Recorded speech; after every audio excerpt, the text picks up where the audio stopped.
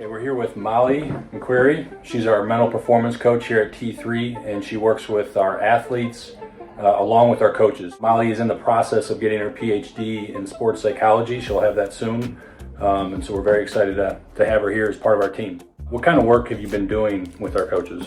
So I've been doing one-on-one sessions with our coaches, working on their own mental obstacles that they have themselves, as well as just creating a competitive edge as a coach to be more present, more aware in their coaching.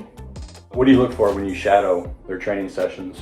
So when I'm observing them, I'm looking for three distinct things. I'm looking for how they essentially create psychological safety. They set expectations about failure and uncertainty, the need for a voice in their athlete. How they invite engagement by setting that stage. How they demonstrate humility as a coach. And then lastly, how they respond to their athletes. Are they giving process feedback? Are they giving fixed feedback? Or is it instructional or not? Are they just giving goods, or are they giving actual tangible things that can be done? So what's the purpose of creating like a psychologically safe environment for athletes? Because that sounds like it's a lot. Right. And we're just here to get athletes faster and stronger. So how does that help? Right. So an athlete's going to learn a lot better in a psychologically safe environment. And basically what that means is we want to create a space that is safe to fail here so that they can learn from that when they are put in high pressure situations. So when they leave this facility,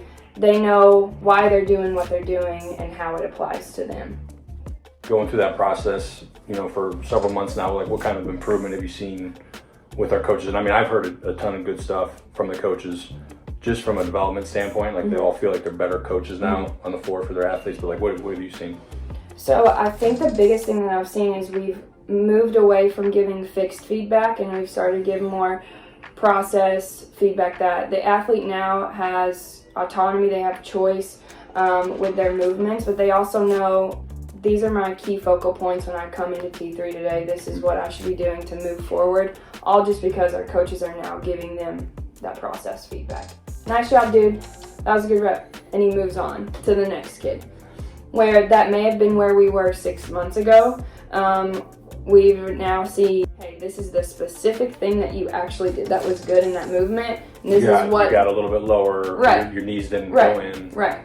That kid knows what he's supposed to be doing. Mm-hmm. Right. And so he's got a focal point to move forward with his training. Nice. So I'm excited about this. Our coaches are, like I said, we've gotten great feedback from our coaches. But at the end of the day, we're here to help athletes get better. So how do you see this improving the lives of our athletes?